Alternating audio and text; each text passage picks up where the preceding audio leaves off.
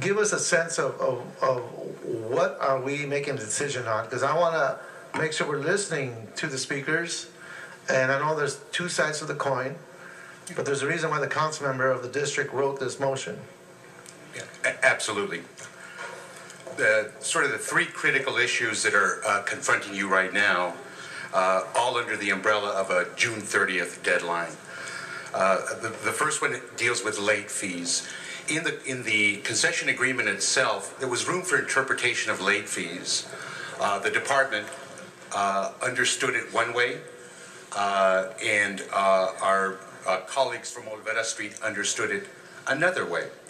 We sat down with city attorney to make sure that that there was an understanding of that, or we could both have some latitude. We worked with the Council District 14, who brought us all together, and now the interpretation that you would be approving is a more liberal interpretation that actually provides greater flexibility for the merchants, and it actually reduces the income for the department. So that's the first piece. Now it reduces it in the first year, and it actually qualifies more merchants under that 60-month framework, so that they can spread their late payments out over 60 months as opposed to 24 months. A more liberal interpretation moves approximately, under our interpretation, the departments from 5 that would have qualified to 45. So it is beneficial to the merchants. So the council member's directive in the special one addresses what you are describing? Precisely. And are you familiar with the council member's motion? I haven't seen it. Is it possible to, I don't want to negotiate on the floor now. We're done David negotiating. Michelson with the Office of the City Attorney. It's a pleasure to be with you here today. Most, if not all of you, know the history of the Olvera Street situation. It's been going on probably for decades. Suffice to say, probably going back about a year ago, the council office, the department, CLA, CAO, the city attorney's office really rolled up their sleeves, embarked upon a very, very long, at times tortuous negotiation process with the OSMA leadership and their lawyer. It culminated last month when both the El Pueblo Commission and York City Council approved a new concession agreement that is possibly one of the most generous, if not the most generous, concession agreements in a municipal setting, certainly that we're aware of.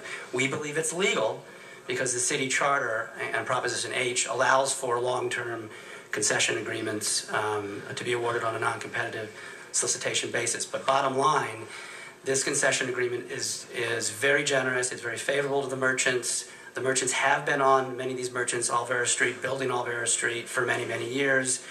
But we've seen in the last few weeks yet renewed effort to even make the concession agreement more favorable for certain merchants.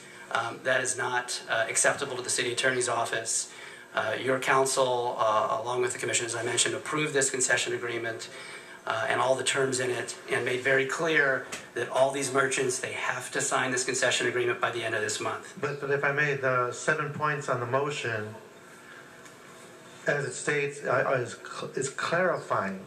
Correct, Councilmember. This is a clarification effort. It's not meant in any way to change what was the intent of the commission or your council. And in clarifying, we are addressing the concerns that were raised. Correct, and quite frankly, the 7 clarifications in here, for the most part, not all of them, for the most part, are done in a way that's yet again favorable to the merchants. Okay. As Mr. Andrade mentioned, the late fee resolved to their favor. As mentioned by Mr. Andrade, spreading the back rent and security deposit over 5 years, favorable to them as well. Well, my inclination is the council member of the district is presenting this motion. Correct. He is stating that's clarification. I know heads are shaking to the negative in the audience. I don't want to negotiate on the floor. I like to follow the lead of the council member. He could always come back later to continue figuring out the best case scenario for everybody. But this is one moment in time that we could support this, given its intent to create flexibility. That would be my assumption. Thank you, Mr. That's correct. Reyes. Mr. Labange is our next The speaker. councilman of the district has done his best. We do have folks who do not think the same way that the city attorney or our city administrators think, but this is the best step now. It's a difficult issue, and of course we tend to support the council member in whom difficult issues are dealt with in their districts. At the same time, Alvera Street is one of the great historic gems to all of us in the city of Los Angeles, and while I'm likely to vote in favor of a motion recommended by Mr. Weezar in his district, I would like at least to be able to hear for a couple extra minutes an opinion of the merchants that are involved and have a sense of whether,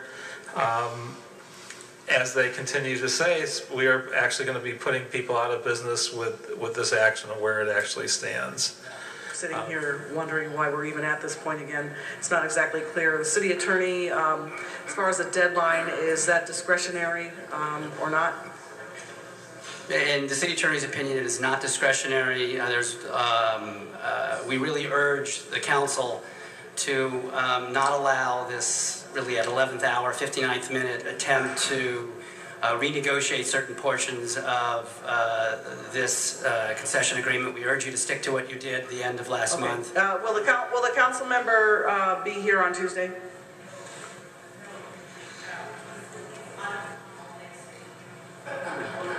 Okay, well, can we get a letter from him on the record?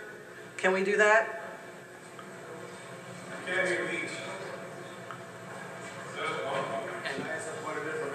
Yes, point of information, Mr. Okay, well, go ahead. My time Is it important? clock's running. I understand Ms. Perry's frustration as the committee chair.